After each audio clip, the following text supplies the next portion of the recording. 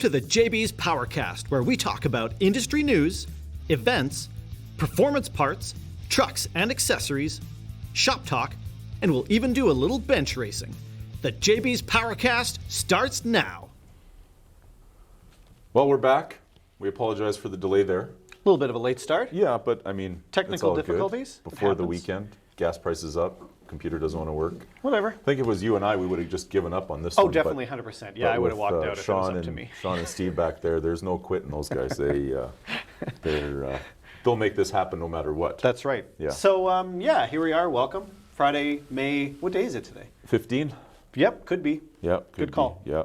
I don't think anybody's keeping track, but God, no. We all do know that Monday is off. Mm-hmm. Yes. Which is great. Yeah. Long weekend. Weather's supposed to be pretty decent. Yeah. Moods feel pretty good. I agree with you. You know, the releasing of the new restrictions or the new whatever, but yeah, everybody seemed a little chipper this morning. It was totally. Good. There's some more places that are starting to open up. Parks are open now, so people should be out, and as long as they're keeping their distance, enjoy some weather and get outside and have a picnic or go camping or whatever it is. Are you going to be one of the guys to try the restaurant deal now with the 50% capacity? Not yet. No? No, not yet. I mean, sooner or later, but not that I, go out to eat all that often. Right. Yeah. I mean, I guess if it was me going out by myself, right, I'm less worried. I don't really want to pack all the kids up and take all of them out to a restaurant. Right. No, yeah, I'm more concerned about. Just go with the wife or just go solo. Right. I'm always down for a solo. That's good. Yeah. Sorry? That's good. I actually, my friend was telling me yesterday that, so some of the haircut places opened. Right. And so she was telling me that her brother got a haircut. And the wait to book a time was 12 hours. That's amazing. And this isn't like you have to make an appointment for the day. It's like you pick a slot the morning, right? And normally it's like, okay, you got to wait an hour. It is what it is. Sure. 12 hours to get a haircut. Probably worth it because, I mean, most of us have been growing it out and getting shaggy, but it probably feels good for those businesses to be back open. Agreed. And to have people lined up literally all day.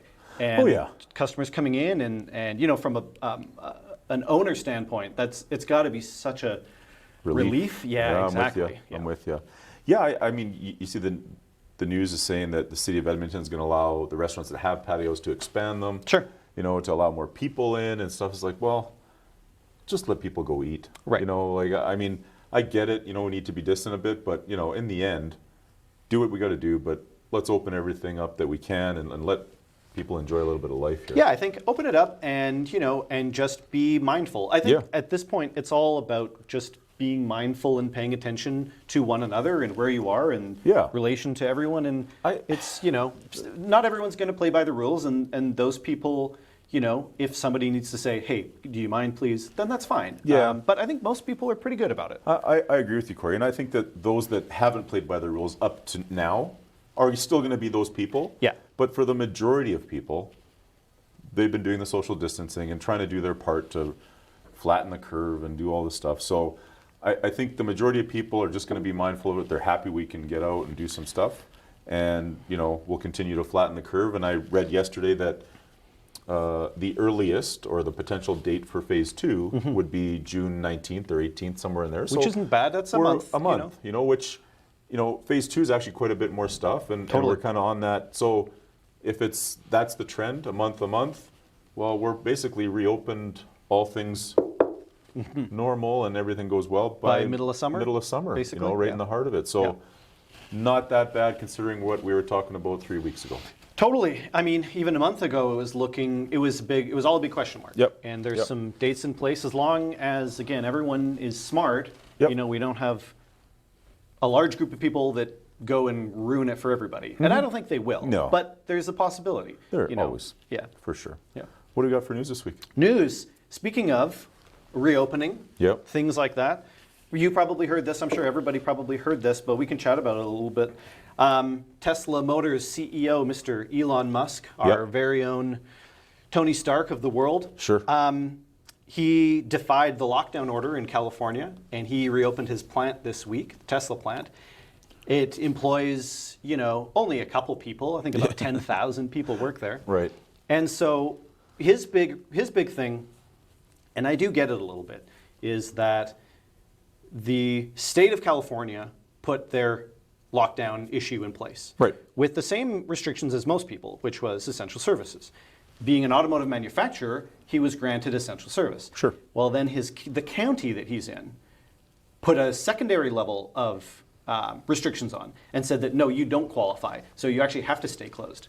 And his whole point that it's not constitutional or legal for this county to overrule the state and federal, and to say you can't just make your own specific version of this, like we're going by the state and the federal.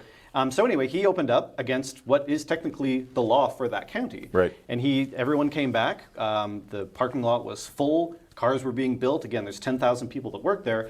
You know, it's interesting the sort of controversy / the sort of dichotomy that it caused between people. Right. There's a lot of people that are like, he did the right thing. He stood up. You know, it's important to get people back out. to work, yep. And it's not like they just all came and are being willy-nilly. Like, everyone's abiding by the rules and following social distancing. Yep. You know, those things that were put in place ahead of time to make it safe. But he sort of said, enough is enough. You know, I'm doing what I can to protect my staff and to protect the public. Yep. There's no reason why we can't continue to operate. Agreed. Yeah. So he sort of said he's there in the office, you know, he'll be there on the front line, and if it comes down to it, if the police are called, and if anyone gets arrested, he sort of put his hand up and said, don't arrest my employees. I'll take the If you fall. have to do it, then, and you know, like, of course, why wouldn't he, right? Yeah. So Yeah. I don't know, what are your thoughts on the whole thing, you know? Well, I kind of agree with him, right? But then, you know, look at our situation here. Federally, we have lockdowns and borders that we can't cross into the U.S. and international flights and travel, and then, you know, as things were, you know, shut down. But in the end, I hear our prime minister go, well, it's up to the provinces on how they want to restart their deal. Sure. And then from there, our province said last week that, okay, here's our 3-phase plan to restart our economy. But in Okotoks and in Calgary, they've decided that they're going to take it a little different approach. So it seems like everybody's kind of passing the buck on to what you can or can't do. Now, I believe Tesla's an automotive. They fall in the essential services like Ford, GM, and Chrysler. But why? Like, is there in the county? You know, like it can be very cliquey in small areas. And has he pissed somebody off and it's just so happens, no, you're not allowed to open? Why wouldn't they want... Well, yeah, and what's interesting is his other reaction to this, not only is opening it, is he, you know, publicly said, I'm going to move my whole operation out of the state. Right. We're done. Right. You don't treat my company well. You don't give me the respect that I'm providing to, you know, what the state has done. Again, this is specific to the county. For sure. And federally what we've decided... So why should I continue to give you all this business? That's at the end of the day, that's what it's about. 100%. And it's a lot. It's a lot of business. Of course it is. He's not, you know, he's the guy that, you know, can walk around and say, I've made enough money, I can buy my way out of anything. Totally. And he's doing whatever because he has the financial backing and the legal teams and everything. It's not a concern for him. It's not, right? The smaller business guys be like, well, I don't have the force of the attorneys to go up against the county, the state, or federally, of course. But yeah, you got to commend them for doing it because, you know, people like the fact, you know, when you stand up for what you believe in and that whole mantra of, you know, what's right and what's wrong. And then you have people like, well, if they're doing it to try to keep people safe, I don't know if you know the stats on the area and how bad it's been for coronavirus and that stuff, but I kind of side with the guy. I think it's, you know what, you should. I think in this circumstance, and I tend to agree with you. I think if it was, you know, Sal opened in Sal's Pizza and everybody come on in and grab a chair and like that's different, you know, and you know he's got the restaurant packed and all his employees there. That's a very different situation. You know, Elon Musk, needless to say, is a smart guy. He's taking the right steps to doing it, but they've specifically roadblocked him in a place where, you know, and some of the arguments like, oh, well, he's the last guy that needs money. It's not really about that. How about the 10,000 people that work for him? Exactly. Yeah. It's not about him and his fortune and his company as much as it's about all the people that work for him. Sure. And I think that's part of what people are missing. People are saying, oh, well, you know, he's just being a big personality and doing it for PR. And I don't think so. I think he's honestly doing it for the good of his company and the employees at the heart of it. Sure. And if the state law states that manufacturing, automotive essential can be open, and other plants in the area are open, well, it's kind of hard for somebody to say, well, just because you're in this line, right, exactly. you can't be. Yeah, you're between this line and this line, so we've decided that you're not allowed to be. There's more to the story, I think, that between the county and him, or if there's a back story to it, or he's done something, or they've done. So I wouldn't be surprised if he moves it, because again, he has the resources to do it. Totally. And there's a lot of states that'd be like, hey, come on over here, we'll take your tax revenue, your employment. And I think he said it was between Texas and another one. I don't remember now. Right. Did I write it down in my notes? I don't think I did. Anyway, it was Texas or another state. He basically said, we're going to one of these two. Yeah. And I wouldn't be surprised if he did either. He's the kind of guy that's once you cross that line, it doesn't matter if the county says, oh, Mr. Musk, we're really sorry, I apologize, too late. Yeah. It's cost him money, and it's cost all of his employees money. Right, and potentially their jobs, because not all of them are going to uproot and head over. Right? Oh, sure. So, yeah. Yeah, it's not like, actually, that's a really good point. It's not like if he moves that 10,000 people are suddenly out of work either. No. There'll have to be solutions to that. For sure. So there's a lot to consider there. Yeah. We can switch it up a little bit. It wouldn't be news if we didn't talk about something electric. We have to. Because it's 2020 and everything is. So we've talked a little bit about electric motorcycles. We've talked the Harley? The Harley, the LiveWire, here and there about some other stuff. This is a really, really, really cool bike. As you know, I like bikes. You like bikes. We're both sort of semi-bike guys. Yep. I love the idea of an electric motorcycle just as a different thing. Actually, I'm more on board with it than I am on board than an electric car. Right. I'm fine with cars, but there's something about an electric bike that just seems future-y and cool, and like I want it, So this is a company out of Finland called Verge. Okay. And they have an electric motorcycle. It's called the TS. First of all, it looks awesome. It's really, really sharp looking. There's some cool things about it, specifically spec-wise. So like horsepower-wise, I think it makes 107 horsepower. No joke on a motorcycle. It's not crazy, but 107 horsepower, that's fine. The torque, 737 pound-feet of torque on a motorcycle. How do you even hold on? You're not. No, you're not. So there's got to be some sort of torque vectoring. Of course. There's no way that's instant on, because you'd rip you flip over back. Yeah. It would be like, you might have enough to actually go right around. Yeah. If you're good enough. Good loop-de-loop. Yeah, exactly. Wow. Anyway, crazy amounts of torque. 737. But the design, the rear wheel is hubless, and it looks awesome. It looks so good. Yeah. So they have the electric motor is mounted. If you can sort of see how they do it. The electric motor is mounted sort of up to the side and under the wheel. Right. So it drives the wheel inside the frame, basically. Right. And it ends up looking, I said earlier, like it's one step closer to a Tron bike, and that's all I want.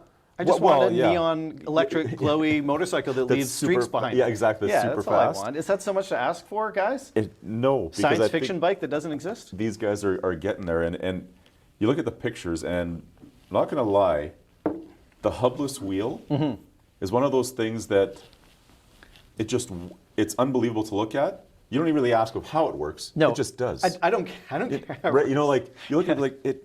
But where's the? What's cool? It looks like somebody's concept art. Where you're like, that's cool. Yeah. How does it work? Man, I don't care. No. The fact that it even works at all is a miracle. It's really, really cool. There's some questions you ask, but it's just like, let's just leave it and just look at it because it's cool. Totally. So it looks sharp, cool tech in it, insane amounts of torque, pretty good horsepower. 0 to 60s, less than 4 seconds. So yeah, it's a pretty quick bike. Yeah. It goes up to 111 miles per hour. 111. So yeah, it goes pretty quick. But the big sort of wrench in it is cheaper than the LiveWire. When it comes to electric bikes, that's the one everyone's looking at, obviously, because that's sort of the one to go to if you're going to be serious about it. Right. It's not like it's half the price, but they obviously they looked at that, they found the price. And they came in, I think it's like $5,000 less, which is still like for a motorcycle. I think it's 20. I think it's 24 or 25 or something like that. But the LiveWire is supposed to be like $30,000, which is no joke for a bike. No, that's a pretty expensive bike. No. So they're definitely targeting those guys. It's a way sportier look.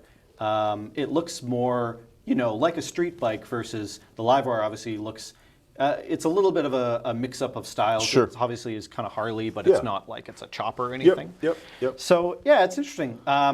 They said a little bit about charging. I actually really, really like that they have a quick charger for it. They can charge the bike in 50 minutes, which is really dope. Like worst case scenario, I think the range in the city is 186 miles. So that's pretty far. You can go for a good ride, and then if you park for lunch or something, charge it in an hour, you're good to go again. Like that's actually that's a very usable motorcycle. And if you think of all the stalls being built across the country, you jump on your bike, you're going to go to Calgary. You probably could make it there on a charge. I bet you could. But absolutely. You pull into Pete's Drive-In in Red Deer, into the stall that's designed for charging, throw it in there, have a burger, you're fully charged again, you're on your way. Absolutely. So the range now... It doesn't matter so much. Well, it's almost... They don't talk range anymore because there is a charge station every 200 kilometers anyways. Yeah, exactly. And with the quick charge systems, it's not, I don't have enough to get there. No, you're... And the new Teslas, we're talking Elon Musk, but, one of the guys in our cruise last year said, I pay this thing, and then when I pull up, it's, filling up gas takes 10 minutes. He goes, if I give my car a 20-minute charge, I'm good for the next however many kilometers it is. So really, the distance now is no longer a thing. No, it's the infrastructure has gotten to a point that it's close enough, almost in most places. Yeah. Obviously, you go some places and there's nothing. Nothing. No, agreed. But I'd be surprised. It's not most people. Living up in those places. Wherever the heck. Whitehorse probably aren't buying electric cars and motorcycles. No. So that's not really a concern as of yet. Anyway. No. But the quick charge is not an option. But get there, plug it into the wall, and you've got 4 hours and you're back to 100%. Well, again, a little longer time frame, but you're still able to do it if you really want to. Exactly. Right? Yeah. Either way, it's cool. It looks amazing. I have no doubt it's going to sound awesome because they'll make it sound like a future space bike, which is exactly what we all want. Yeah. It looks awesome. Just cool design, future-y. It's going to be cheaper than the other one. So I don't know. I'm excited.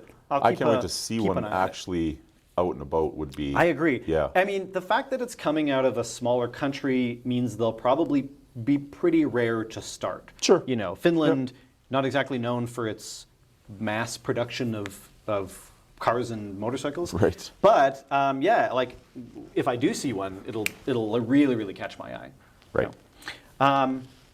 I just wanted to mention this while we're talking about electronics and stuff. This kind of was an interesting thing that jumped out at me.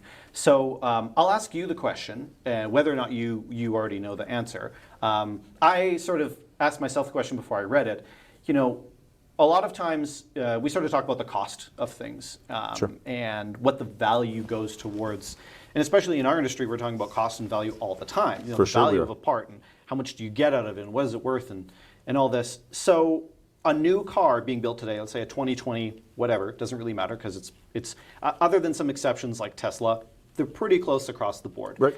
The question is, what percentage of the cost of a new car goes towards its electronics?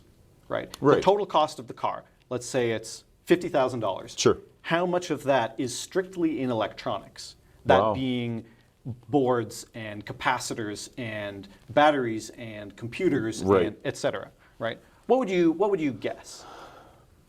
Like 10% of the cost? I was thinking like 20, 25% at the high end. Right. I mean, you've got to consider $50,000. There's a lot of metal. There's paint. There's obviously just the suspension, chassis, you everything. You pay for the engineering. Obviously, they have to put some of that cost to cover the development cycle of it, right? Just the raw materials is 40% of the cost. Unreal. Shy of half of what you're paying for is electronics. Yeah, in a new car, which is usually not something that's that associated with electronics. No. Everyone knows they're in there, but it's kind of a passive thing, right? Right. But yeah, 40% of and That's crazy. this is a study that came from a consulting firm the other week that sort of went through and did this, and they do this every 10 or so years. Right. And a while ago, it was around that 20% mark. And every time they go and do it again, obviously, it just makes sense. It goes up and up and up and up and up. And they're saying that the next time they're going to do it, I think, is in another 5 years or so, maybe a little bit longer. And they're expecting it to be half the price. Right. Which is But now, like, sure, the price will be going up because inflation. Sure. It's not like the car will always be $50,000 and eventually you're just going to be paying for electronics. No. That doesn't make sense. No. But the rate, the more they put in, and those things also, talking about inflation, those things, capacitors and all the things that make those up, those are getting increasingly more expensive to produce and to own and to import and to manufacture. So yeah, it jumped out as something that was interesting. And it's not the electric vehicle that everybody would think is 50%. No, not at all. No, yeah, we're not talking about, it's not like how much electronics is in a Tesla. 50%. Oh, that makes sense. No, it's a Chevy Camaro. Right, yeah. It's a Ford Mustang. Yeah. It's a Dodge Caravan. Yeah. Yeah. Yeah. It's interesting. Yeah, I would have never, because Emily, you think dash cluster, stereo, done. Right, yeah. If But it's like, no. what are the electronics in a car? Right. Oh, this, and this. There's probably 3 things. But now you've got headlights that turn. It's it's front to back, nose to tail. Everything's controlled by electronics now, to some degree or another. And like it used to be no computers, then it was 1 computer, then it was 2 computers. You had an ECU and you had a TCU. Then you have one for the. Now there's fuel management and braking and torque vectoring and air control and exhaust is controlled by computers now. Everything has a part to play. That's why if one thing goes down or sort of sideways, computer-wise, then your car's dead. You can't do anything. That stat. I mean, I'm going to ask some people, just in conversation, what do you guys think? Yeah. And I'm sure they're going to be in that 10 to 20%. Not electric. Yeah, no, not electric. Camaro, Mustang, like you said, Challenger. Right. Regular old gas car. Right. But it's not so much anymore as a regular gas car. Cylinder cut off it's wow. Yeah, deactivation and they're all sort of electric cars in a way. Right. Well, the chassis harness, everything except for the combustion engine itself, and that is the actual motion of the engine. Right. Everything else is physical displacement, but everything else is controlled electronically. And even that, while it's not electronics per se, every millisecond of that is controlled by electronics. Otherwise, it wouldn't work. Yeah. And it wouldn't be efficient. It's interesting. Yeah, I mean, it's something. One of those things you don't really consider until you do, and then it's like, oh yeah, all of this is sort of, we're just driving computers. Right. Yeah. Big old gas-powered computers. Wow. Wonder what next week brings. Cause who knows? Who knows? Anyway, I mean, that's kind of what I got for interesting things to talk about. Yeah, I noticed a comment from James Hatfield. He's always a supporter and watcher and asking me where I get my hair cut, thinks I look good. James, I am married, but you do have a fast truck, and maybe we can talk later. But send me a private message, I'll hook you up. This black market haircut stuff. Why do I feel like you got a haircut when no one else got a haircut? Yeah, black market haircuts, it's a new thing. Yeah, James is noticing things that I noticed have too. To head but into I the didn't north side of Edmonton. Talk about it. Deep north. After dark, I'm sure. I don't want to know. Stop right there. I don't want to know any more about your after dark North Edmonton black market haircut visits. Yeah, I don't want to know how you pay for that.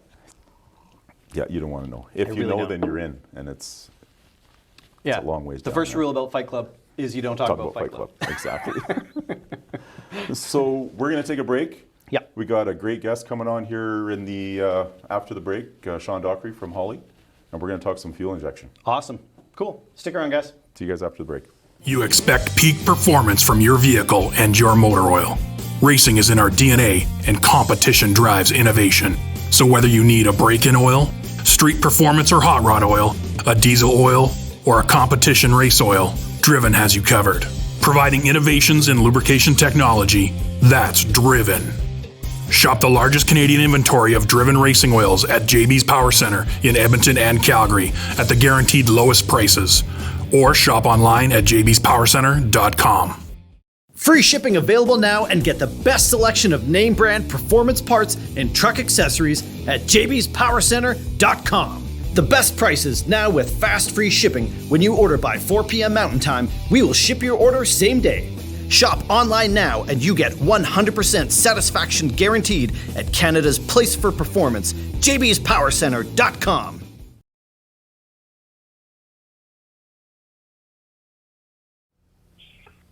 We're back, guys. We're here with Shawn Dockery.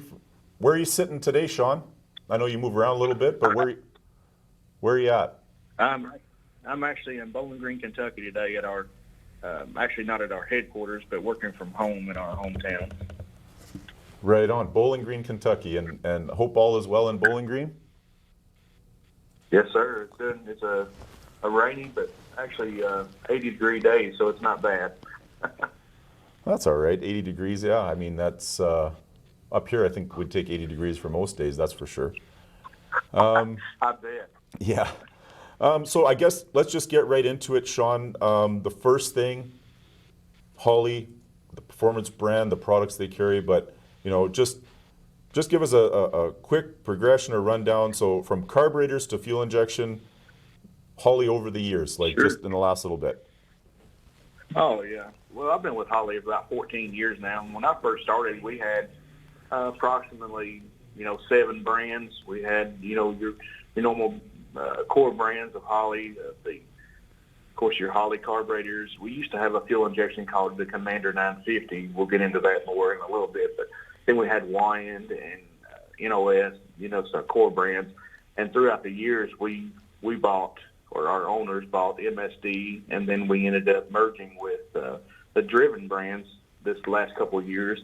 So we went from 7 brands to 31 brands over the last, 6 or 7 years, which we've had some major growth spurts, and it's been actually a lot of fun. Sometimes it's a lot to learn, but it's actually when you get to be a part of something like Holley, MSD, and the Driven brands like Flowmaster, such iconic brands. It's pretty awesome, and get to see the growth and the potential we have now. That's why we put out 2,500 parts a year, because we can, we have enough brand power now to sustain us during these hard times, things like that. Right. Wow, that's unbelievable. And 31 brands, I mean, in the aftermarket world, I mean, that's unheard of. There's companies that have, like you said, the 7 to 8 and that type of stuff, but 31, and it's all spectrums too. Like you're not. We've got carburetors to winches to, we have tuners for vehicles, newer vehicles. We have the Sniper EFI, things like that for the guy that wants to take off his carburetor and put on a fuel injection unit. And we still have, we still sell an enormous amount of carburetors for your racers and people that just still like the nostalgia, of the carburetors, things like that. But we have, 3 different exhaust companies to 3 different tuner companies. We have a wide array of about anything you want, honestly. Wow, and that's so cool. And it's funny that you when you say carburetors, you say it's nostalgia, right? Like it's not that it was that far away, and I mean, fuel injection has been around for a little while, aftermarket wise, but yeah, now that guys want to stick with carburetors, and it's cool to hear that there's a lot of people that are still carbureted people as well. Oh, definitely. It's hard to, some of your hardcore guys, and even people, that are in their 20s and 30s just love the look of the carburetor, love the hands-on of it. People still want to go change jets and accelerator pumps, stuff like that. There's a lot of people like that, and there's a lot of people that's wanted to move on, to, sure. To a lesser hands-on approach now. Yeah, that's so cool. So you mentioned Sniper. Let's start with Sniper when it comes to fuel injection. So why is the Sniper setup probably the best choice for the average street guy? Well, for your average street guy, somebody that doesn't do a lot of mechanics or doesn't want a hard installation, basically the Sniper is a bolt-on, and you just take the carburetor off, bolt the Sniper on. You run basically a feed line and a return line, and you have 4 wires to hook up, power, ground, kilo, and 12 volt, and then basically your coolant temperature sensor that you hook up, and you load a tune in, and you're ready to start up and go. Right. That's what most people like. You could take a Saturday morning, and if you're pretty mechanically inclined, or you have a basic knowledge of wiring, you could put this thing on and run the feed and return lines and be up and going in 5 to 6 hours. Right, and I think that's something that needs to be said and understood by a lot of people, is that they've come to that point where it is the Saturday deal if you've got all your parts together and you have the will and the want to get it done, it's not something that takes 2 weeks anymore. It is a, like you said, 5 to 6 hour deal that if a guy puts his mind to it, he can get it done. Correct. That's the whole idea behind the sniper setup is ease of installation and, the trouble-freeness of it. Unlike a carburetor, if you're out driving around in a sniper and it's 90 degrees or whatever on hot pavement, you don't have to worry about, vapor lock or bowling over when you shut it off, Right. Percolation, even at that. Basically, that's the whole setup behind the sniper. People wanted something that was affordable to them. A lot of people don't want all the frills of a more advanced EFI system. They want something that they can throw on, drive it around, starts when you want it to start, easy to tune. Pretty much as long as you follow the instructions, you go in and hit the, follow the instructions and you start it up. From there on, once it reaches 160 degrees, it's going to tune itself. Right. Yeah, that's super cool. So I guess the next question is, guys looking to buy sniper fuel injection, how honest does he have to be when it comes to horsepower? What the car actually makes. We all like to talk up a little bit and say, oh, the car makes this much, but, in reality, how important is it for somebody to be honest about how much horsepower they're making or what their future goals are when selecting the right sniper kit? Yeah, really on the selecting the right sniper kit, we have them that will go from 150 up to 1,200 horsepower. Right. 850 naturally aspirated. So really, honestly, if you have most people that say they have a 600 horsepower engine is usually around 500. We know we all like to embellish a little bit in that and things like that. As long as you're pretty close, I would say 20%, you would be fine. Okay. Because the reality of it is, if you have even a 600 horsepower engine, you're hardly ever going to be, unless it's a drag car, at full throttle on that engine. So you're not honestly going to need all that fuel all the time. Right. So it's going to compensate from some of that. Gotcha. The biggest thing is, you want to be pretty close, and you want to have a fuel pump that's actually able to handle the horsepower. That's the biggest thing about the sniper. It'll actually compensate for something. Let's just say you had something that failed, and the sniper will compensate, pull fuel out for a lot of that mechanical issues either. Oh, wow. Right on. Yeah, and I agree with you. Like we said, if somebody says it's 500, or 600 is probably 500, but it's comforting to know that the sniper, has the capabilities, and like you said, you're not going to be at wide open throttle unless it's a full-blown race car all the time, street driving, so you're not literally using all the horsepower in your vehicle all the time, so you'll probably be okay. So the 20% rule, I think, is a good rule of thumb. Correct. And the good thing about the sniper is, even if you go with the 8-injector unit and you want to grow later, it can compensate in the self-learning capabilities of it, that you could actually drive it on the 8 injectors on a 500 horsepower naturally aspirated unit. Say you want to buy it now from Dick's or whatever, and you want to put a twin turbo on it down the road, then you're able to do that. It just has a lot of flexibility to it. That's great. So when it comes to fuel supply, what should somebody be looking at or looking to get if they've decided on the sniper kit they want? What entails? I know you said feed line and return line, but talk fuel system, fuel pump supply needs. Yeah, basically what we have the two different styles of snipers. Of course, just a sniper unit with a handheld, and then we have the K kits, what we call those. It's going to come with a fuel line, and then it's going to come with some fittings and a external fuel pump that hangs on the rail, or on a frame rail. And then we also offer, which is 60 psi and up to 600 horsepower. Right. But we offer fuel tanks. We offer fuel pumps. We're coming out with more every day. We have what we call a muscle car pump that fits back into like your 70 Chevelle, 66 Mustang, some of your Corvettes, things like that. That basically all you have to do is take the stock sending unit out, put this muscle car tank unit in. It already provides 60 psi with no return line or anything. It has an internal return. Oh, wow. And it'll do 600 horsepower. So, those are becoming very popular. Yeah. I see on you guys' orders, you stock a lot of those now just because of the ease of installation. People don't want to have to run that return line back. Or if they do, they already have the sending unit, everything in, they can run a separate return line if they wanted.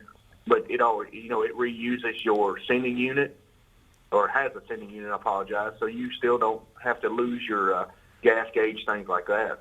That's so cool. And I mean, for ease of installation, take one out, put one in, self-return right in the own unit. I mean, I think that's a lot of what people are looking for, ease of installation and ease of use, and no fabricating, no cutting, no I don't have to build a bracket to hold this or anything like that, but pull one out, put one in. Yeah, that's real cool. Well, people are looking for more of that stuff because they don't want to, not everybody has a machine shop in their garage now. No, that's they for have sure. Some tools and a Saturday morning, so that's why we come out with the tanks, and we even have the retrofit where you can use it in your own tank also. Yeah, and that's so cool. It's great to hear that the idea behind the Sniper was for the average guy to be able to put in his garage. I mean, it was, it's good to know that, the thought process and the engineering behind it is for ease of use and installation, which is what we're all after, I believe. Definitely. Now let's talk about the self-learning capabilities, and how far they've come. Because first generations of fuel injection, I mean, you had some knowledge in tuning and things like that. But now, like you said, engine gets to 160 degrees, it's taken over its tuning. So touch a little bit on the self-learning capabilities of a Sniper. Oh, definitely. The Sniper, and it basically uses the same type of self-learning as our top tier stuff, as the Dominator. It uses a wideband O2 sensor. Basically, when you get to 160 degrees, it'll take over tuning for you, and it compensates. But like I was talking about, you have a fuel pump going out, and you don't really know it, and that fuel pump starts starving the engine. Basically, what it's going to do is start compensating and backing off timing. If you're running timing controller, it's going to lessen the duty cycle on the injector just to keep it safe in a safe range. That's the biggest thing about self-tuning now versus whenever I first started at Holley. We had a Commander 950 or a Projection that had a wideband O2 sensor, but you still had to go in and make your own tune, things like that. These tunes are so close, they get it started, and then it actually lets your self-tuning take over. And, I've seen it on the dynos where self-tuning, you could pull, not necessarily with a Sniper, but for all of our systems, you could pull 40% of the fuel out, make one dyno full, and you could see it already add it back in up to 30 to 35% in one dyno full. And then when you make another pull, it just goes back to the 100% compensation. Wow, that's quick. I mean, for it to compensate and kind of save you the dollars of having something go lean and break and cost you a lot of dollars on the repair on the other side, that's pretty cool. Correct.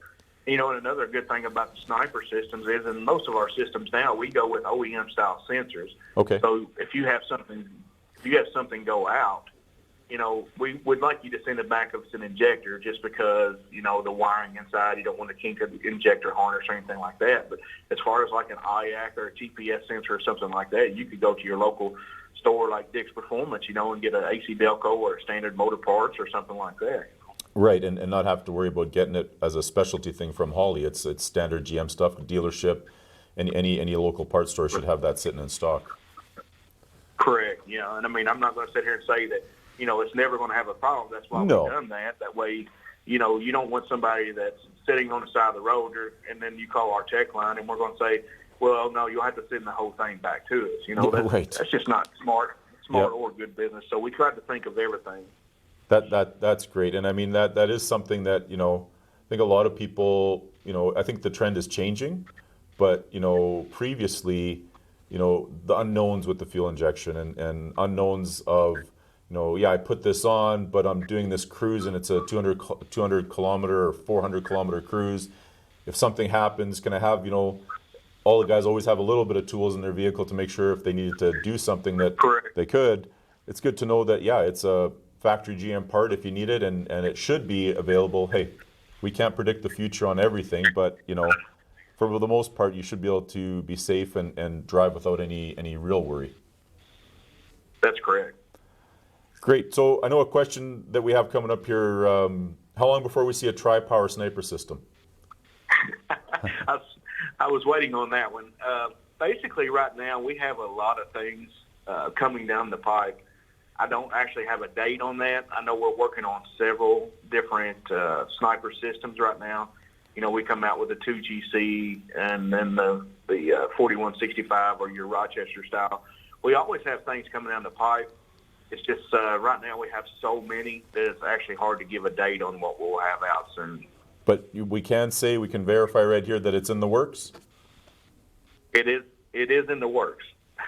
Now, whether it be two months or 2 years, I can't answer that, but we have been looking into it, and you know, it's something that, you know, a lot of people have asked for. We just have to prioritize what we're going to do, you know, and use our engineering capabilities to actually get the biggest bang for your buck, I guess. Whatever we think that somebody or what people are actually asking for more is what will come down the pipe first. That's cool. So heard it here on the podcast, on the Powercast, that Tri-Power is in the works. We just don't know when, but good to know that it's in the works.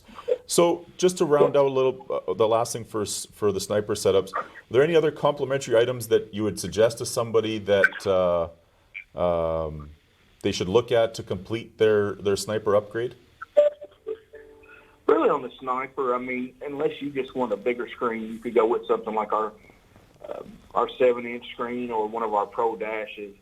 The biggest issue with running that is now you can use it as a gauge cluster, but you cannot tune on those dashes for the sniper. Right. They make a very, very nice GPS that goes in with them. That's why you can use it as a speedometer, and you can wire in different things. But as far as tuning with the sniper, that's not available. Gotcha. Yeah, I mean, we're gonna touch on the Pro Dash here through the podcast here, but yeah, that's good to know that, you know, it has the capabilities of speedo and gauge cluster and everything all in one. But yeah, so Shawn, let's switch over to the Terminator fuel injection systems. Just tell us about the systems and what's available. Okay, so right now what we have available, we actually have the what we call the Terminator systems that have the HP and Dominators with them. You can get them for trans control for Chevrolet, 4L60, 4L80, and you can get them with just the HP, which basically your 4 inputs, 4 outputs. A lot of people go with the Terminator because they can mount the ECU where they want to, because it's separate from, like a sniper is built into the throttle body. Right. Terminator is going to be separate, and it's, I guess the biggest deal with it would be it's more upgradable. Let's just say if you wanted to go with a multi-port fuel injection, or you're switching to an LS in 2 years. Right. You could take the throttle body off, buy the actual harnesses, and you still have your ECU with the programming in it to go with an LS. Oh, right on. What we did come out with, about 6 months ago, we come out with a Terminator X stealth Terminator. You know, so it basically is using the Terminator X software, which is I would hate to say a dumbed down version or something that doesn't have all the features of our HP and Dominator systems that you could buy. It's a little bit more cost effective. A standard Terminator system, you're looking at about $2,200 because of the actual ECU is potted, things like that. Right. The Terminator X, now I'm speaking in U.S. dollars also. Yep. The Terminator X stealth is going to be, you know, somewhere around the $1,499 system. You know, so you're about $300 to $400 above the sniper, but it also gives you the flexibility if you want to go with a Coyote, you know, a Hemi or something like that down the road. You can just switch to harnesses, sell your throttle body, and you're ready to go. And you're ready to go. Well, that's cool. So, correct. So, who is best? Like, you know, talking customer-wise, who do you think is best suited to going to a Terminator throttle body system? You know, is it basically? Go ahead, Shawn. Go ahead. Basically, your people that's going to buy more of the Terminator X stealth, it's going to be somebody that wants a separate ECU, or basically they want to upgrade it down the. Let's just say somebody has a small block Chevrolet now, and then 3 years down the road they say, "Oh, I may want to switch this car to an LS1 or LS3." You know, they don't want to incur all that expense of buying a sniper now and then 3 years having to buy a completely new unit. So basically what we get a lot of people will buy the Terminator Stealth or the Terminator X Stealth, and they'll use it for 2 to 3 years, and then they'll upgrade to like an LS. They'll just buy your main harness, your power harness, and then a drive-by-wire or whatever, and you can switch it, just load the tune, and there you are with an LS within, a couple of days. Yeah, that makes sense, because I think you hit the nail on the head with a lot of people. We're starting with this is what I have in my car, but I do have my future plans, and this is kind of, you set the precedent for, I'm buying this now knowing that it's going to work great, and down the road I can sell one thing and then add another, and I'll still be capable of using my tunes and my computer and the software that I currently have in the car from the get-go. Correct. And you know how car guys are. I mean, I know you're one. I talk to you about it all the time. Yep. We all start off with one thing, but it's better to think down the road now, because you're going to want to do something else in 6 months or a year or 3 years. It's a never-ending battle with a car guy. We're suckers for punishment, that's for sure. When we think we have it figured out, we realize we're not even close. Yep. So options with the Terminator, when deciding on a Terminator, what are I know there's a few options, but give us a quick rundown on when deciding, if you say, okay, I'm going to go with the Terminator, what are the options? Okay, well, let's just say the regular Terminator first. Sure. You'll have basically your HP and your Dominator ECUs with it. So you have 4 inputs, 4 outputs on the HP, or you have pretty much infinite amount on the Dominator style. So you could do, ride height sensors. You could do drive-by-wire if you wanted to switch it over later, things like that. Or you could run several different sensors, or you can tune, like we were talking about with the Pro Dash. You can still tune with that. Right. When you go to the Terminator X Stealth, basically what you're getting is just like a system that you're going to have basically 2 inputs, 2 outputs, and then your X Max, you'll have a pre-terminated drive-by-wire or transit control if you want to do that. Sure. But they're pre-terminated, so there's no way to use those inputs and outputs for anything else. So basically, when you buy that, you're set with what you have. That's how we take some of the cost out of the ECU. Right. But if you were going to let's just say I wanted to go with a turbo LS down the pipe, and I was going to run dual throttle bodies and 16 injectors and things like that. Yep. You would look at more something like the standard Terminator, Terminator Ultimate, or basically like that. That'll have the Dominator ECU with it. That way you have all those added capabilities. Sure. And that's like, I mean, the added capabilities are great. So a lot of people are doing the engine swaps. I know I've talked to you about engine swap, and it seems to be I'm putting a Coyote in, or I'm doing an LS swap, which has been around forever, and everybody has an opinion on whether they should or shouldn't. So the nice thing that I've from reading and understanding is, like, you don't have to use any more junkyard harnesses or computers when it comes to like a Terminator X or the Terminator in general. Everything you get brand new, right? So I mean, correct. Yeah, we've made it so actually now that's what we're combating is people that are taking junkyard ECUs and wiring harness and things, all this, and then you have to get a tune, somebody to do that for you. So you're paying for a tune, and then if you take it to a dyno, you're charging you more credits, things like that. What we come out with is more like your late model platforms, your Chevy, Hemi, your Ford Coyotes, or 3-valve mod motors, or even your standard 351 Windsors or whatever. We come out with the Terminator X.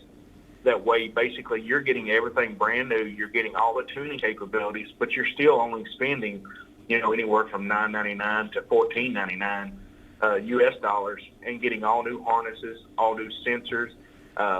It's going to be speed densities. That way, you don't have to mess with the mass air sensor or anything like that. It really eases the installation and eases the tuning of it.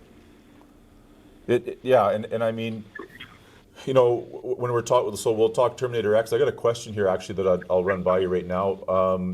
What does the future hold, or what does the future look like in the Dominator or Terminator X Max line for GM 6-liter and 8-liter transmission control? That actually has been looked at, and it's in the testing. It goes by. We really don't talk about stuff that we don't have out, but I can tell you that it's been looked at, and we have been doing some testing on it, and to see what our firmware updates and things like that would have to do. Cool. So yeah, Terminator X Systems.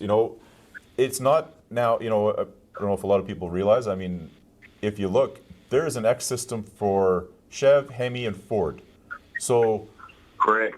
When it comes to those platforms and the engine families that now there's an option for, give us a quick rundown on okay, LS, yeah, definitely Terminator X. But what about the Hemi or the Chrysler and the Ford guys?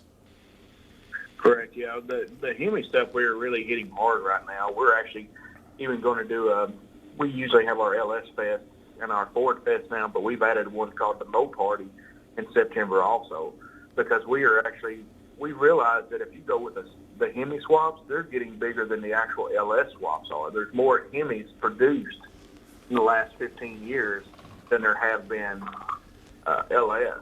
So we're getting more into that market. But, your LS, we all know about that. It's very popular. You have your LS, your 24X, 58X. The Chrysler's a little different because you have some different coils, things like that. But what we have done is just broke it down. You can actually go to our website at Holley.com, and it'll show you the connectors, everything that you need to know about which Hemi system or which Ford system you need to buy. It's very easy now, and we've taken so much of the cost out of it. It's one of the biggest things.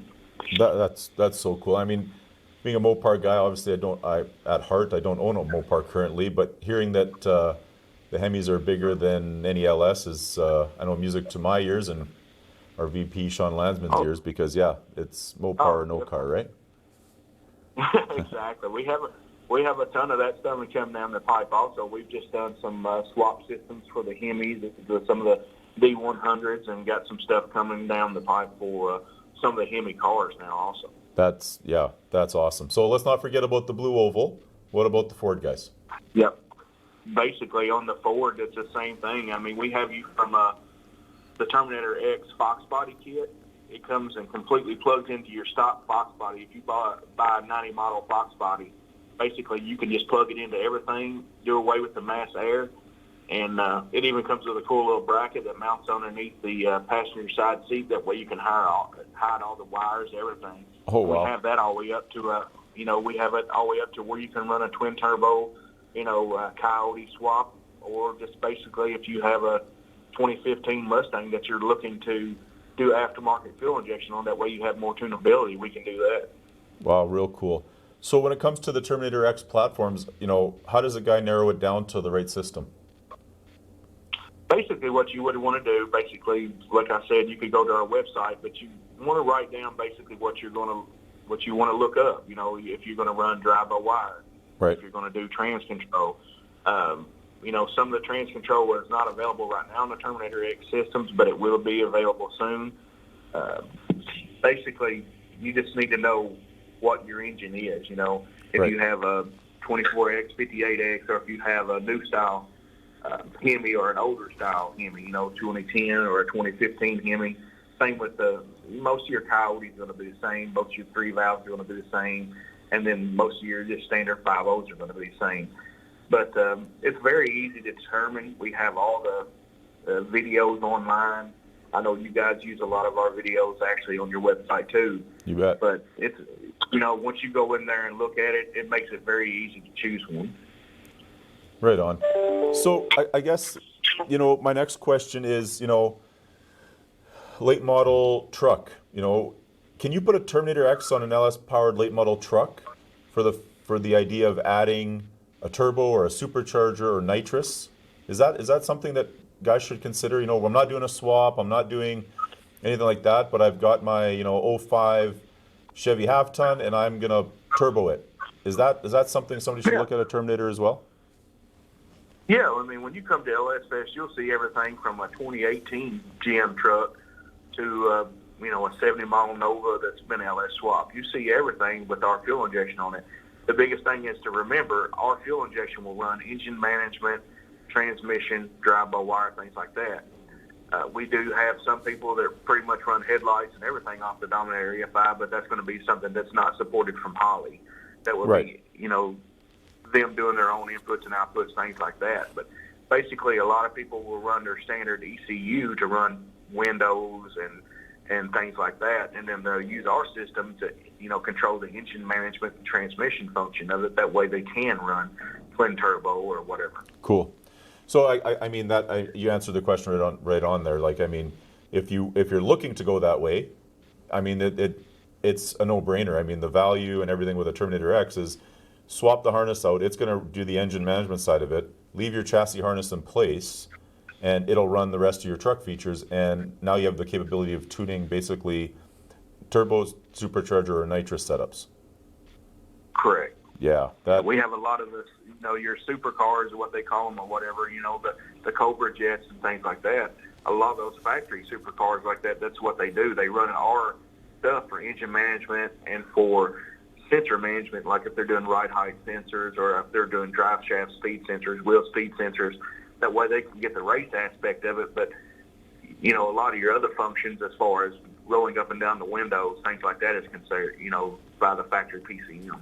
Yeah, which is great. So my next question is, what type of car or truck would you steer a customer into for, saying, I wouldn't go with the Terminator X, but I would recommend them going into Holley HP or the Dominator ECU systems?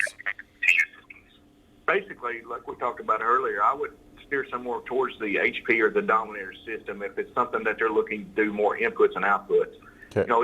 Even at HP, you're going to be more limited to, let's just say if you wanted to do, you're limited to, you cannot do drive-by-wire or trans control. You can do 4 inputs and outputs if you want to do a couple of sensors, or if you want to do boost control, that's going to take up most of your sensors. Right. So if you're going to run something like a twin turbo, full-out race, 16 injector, dual throttle body system, you would want to go with more like the Dominator system. That's why we kind of trade you over to that one, because we don't want you to buy something and then you say, okay, well, I wish I would have bought something else to run more sensors. We want you to buy the Dominator, which is a little higher to begin with, but then you can run it. You can run basically infinity of everything you want to run. Right. You can do dual drive-by-wire harnesses. You can run the trans control, you control pressures and things like that. Which is, yeah. So, I mean, again, it's back to that understanding where you're going and what the goal is, and maybe Correct. Spending a few dollars more at the start, but it'll definitely save you money down the road when you want to add, drive shaft speed or G-force accelerometers and things that, aren't in your everyday running car, but might be more suited for the racetrack. Yeah, I mean, if you get somebody that buys a Terminator, let's just say a Terminator X Max, Yep. and they decide, well, I wish I would have bought a Dominator system. Well, all those harnesses will work between the Terminator X Max and the Dominator. Yeah. So all you have to do is buy the ECU, and then there's always going to be somebody wanting a Terminator X Max ECU to recuperate some of your costs, but you can use all the same harnesses, and then you can just buy your extra input, output harnesses and things like that. So we try to make everything integrated as far as harnesses. We don't make a specialized harness for just this and this. That way everybody, because people are always, be honest with you, people may buy it this week and then 6 months down the road they say, well, I'm going to make a drag car out of it now. Sure. You make it completely where you have to buy a whole system again. That limits your option to the customer. So we try to always think in mind of the customer, because we're all races and drag races ourselves. Sure. We wouldn't want to switch out everything. So we try to keep that in mind also. That's great. And it's refreshing to hear that, I bought this system and, it's worked great, but, I'm switching more to be a race car, or I'd like more inputs. It's a matter of buying the ECU itself and everything plugs back in, and then you have the capabilities of being more advanced when it comes to tuning and control. That's excellent. Correct. Just switching off from Terminator X and Sniper, I'd like to talk LS swap components. Mm-hmm. So it's endless when if you go on the Holley site, there's a LS swap component for everything. Is there, Correct. you know, There's more coming out every day. right? And I guess that's my question. You know, what's the thought process behind that? Like, are you picking random vehicles, going, oh, I think they're going to LS swap into this or that? You're trying to stay mainstream when it comes to the muscle car stuff. Like, it was kind of the thought process of, okay, we're going to build parts LS swap this next thing. You know, what's the thought process behind that? We basically have a long-term process that we go through every year. All the sales guys, product managers, or merchandisers, I apologize, engineers, everybody puts their thought process in what they've seen through the years. I travel to Canada a lot. I do a lot of California. We look at LS Fest, what everybody's coming with. Right. Basically, we write a list, and then we prioritize that with what we think the popularity of the vehicle is going to be. So, you know, square body GM trucks, they weren't even on our radar 3 years ago until we went to LS Fest. There was 300 square body trucks coming there with swaps. Wow. So, I mean, that's something you can't ignore. So, I mean, we do that. We do, you know, 93 to 02 F bodies, your Fox body Mustangs, and then your, you know, 99 to 94 to 04 Mustangs. There's a SN95 kit coming down the pipe. I mean, we have so much stuff that we're coming out with. It's just a matter of getting the resources in line to do it. Right. You know, it takes a team to do this. You got the fuel injection guys working on it. You've got all the fab modifiers working on everything. Then you have the headers and exhaust team working. So we have to work together and manage these projects and prioritize them. That way we can get to what the customer wants. Right. You know, we release more products now. You know, when I first started in sales 10 years ago, we would release a product every 2 months. Now we release, you know, 5 to 10 a week. So wow. It's just getting the, you know, getting all the information, the data out there, and we don't want to just make something that, you know, nobody's going to sell either. You know, that doesn't do you guys any good or us any more. You know, so we always take, you know, if you call up and say, hey, Shawn, you know, I think this is a really good idea. We're seeing a lot of this. You know, people at Dix are coming in and asking for this swap. Yep. I take that information right down. I shoot it directly to the director of merchandising and engineering. You know, and we take that stuff serious. That's why, you know, I think we lead the market in a lot of areas because, you know, we do what the customer wants and not just what we want to do. Right. Well, and listening to the customer is what we all do in retail and in business, because, I mean, they're the ones buying the stuff. So Exactly. And this is new, and you touched on it briefly earlier, the Mopar Gen 3 Hemi swap components. You mentioned the D100, and I think there's a B-body or E-body kit that I've seen online. Correct. What else can you kind of give us a preview of coming down the line for the Gen 3 Hemi swaps? On that stuff, of course, I haven't been in the office in a couple of weeks because of all this virus stuff going on. But we have just an enormous amount of cars lined up outside just to bring in. I mean, I would have trouble naming them all, to be honest with you. We have cars ready to come in, and then they'll start working on them. It usually takes, you know, not just with the ECUs and things like that, but, you know, it takes a good month to go in and figure out what you want to do, what you want to offer with it. So each car, you know, we try to come out with, you know, 5 to 6 per year right. of swap systems. So there's going to be a lot of swap systems coming down, especially, I'm sure, with the Moparty coming out in September. So I'm sure they're going to start pushing a lot of stuff out. Cool. And I would just tell people to, you know, to keep up with your newsletters, keep up with the Holley newsletters, because we've always got new stuff coming down, you know, pretty much every day. Right on. And I mean, it's exciting to hear that, you know, 5 or 6 years, that's quite a bit for swap systems in any platform at all, let alone, you know, LS, but the Hemi and Ford, like it's real cool. That's awesome to hear. And hopefully if this travel ban is lifted, that some of us from Canada will be able to head down and take part in that Mopar Fest. Yeah, that would be really nice. That's what we're hoping for. Honestly, you know, we want everybody to be safe and everything, but, you know, at the end of the day, once they open it up, it's going to be a party. So we'd love to have everybody come down. Yeah.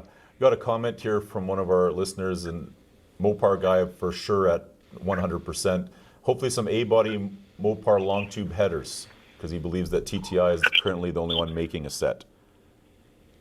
Correct. For the that's Gen something 3 swap. I went through a Gen 3 swap. That's something that has been discussed. Can't really disclose a lot about that because they don't like us talking about stuff that we don't actually have. You bet. But I can tell you, an A body is a very popular body. I'll just say that. And I agree with you on that. And yeah, Mr. Joss there will definitely be happy when you guys have an option, I'm sure.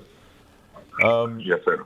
So let's just get into the Holley Pro Dash, and let's talk to us about the Pro Dash. Kind of finish off your build type of thing. You got the injection system in, everything's working, and you want to finish off the interior of your car with a Holley Pro Dash.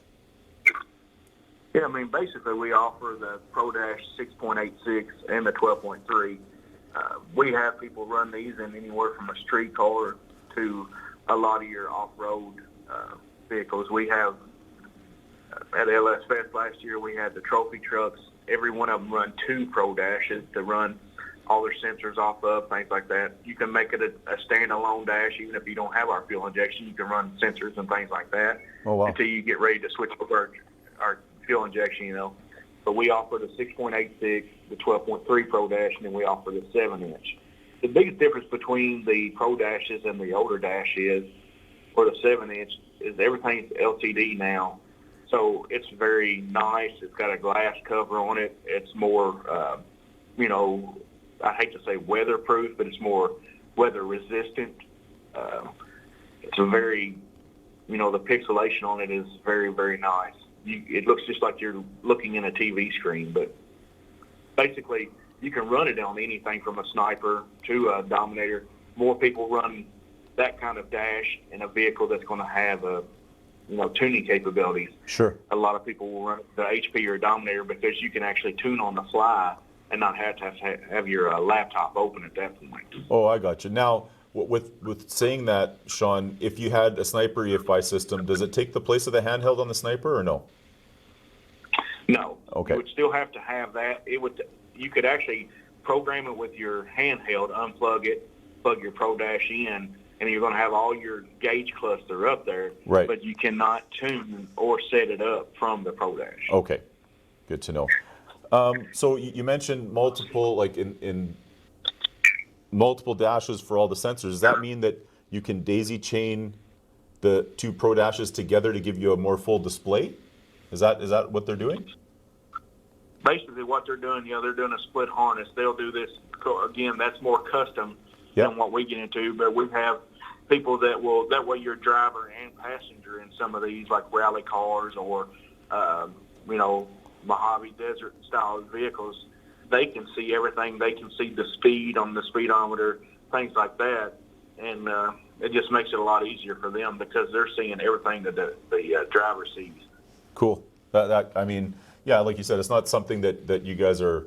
It's an offer, but if you have the know-how and the capability, you can do it.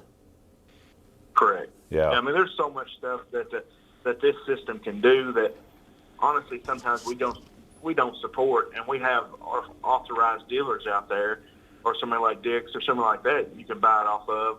They can, they can help you out with it. A lot of you guys run the Dominator system are very, very well versed in it also.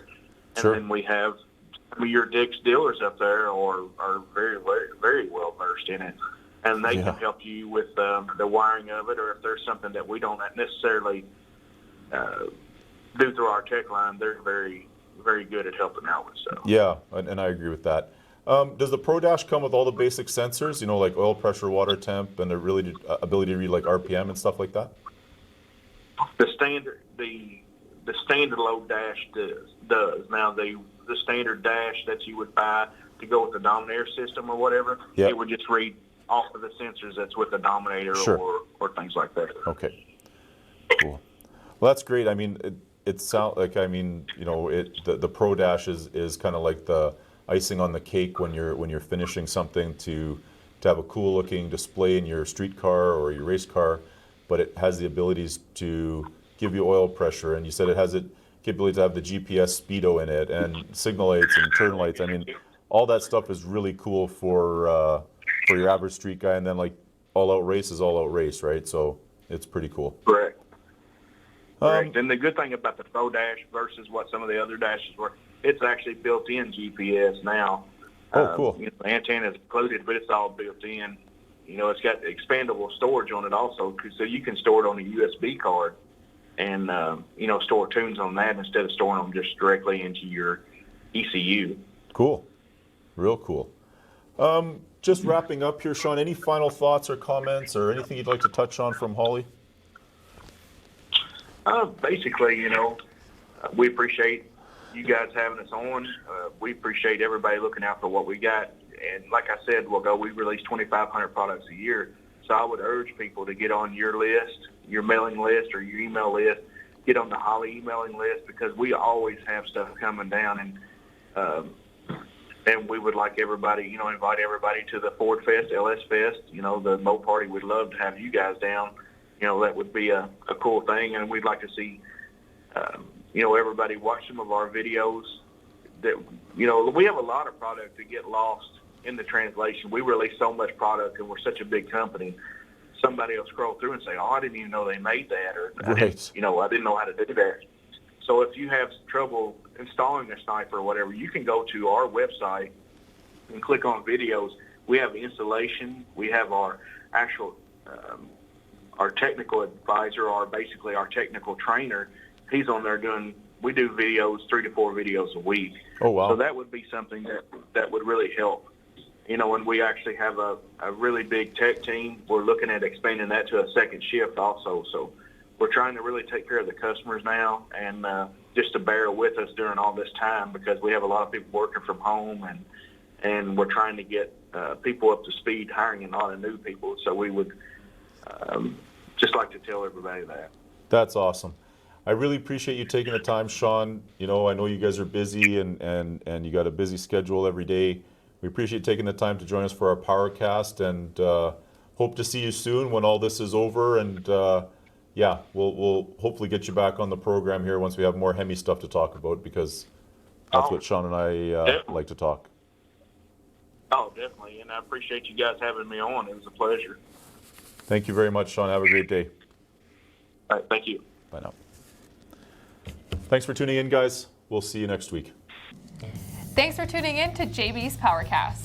Check out jbspowercenter.com for the latest updates.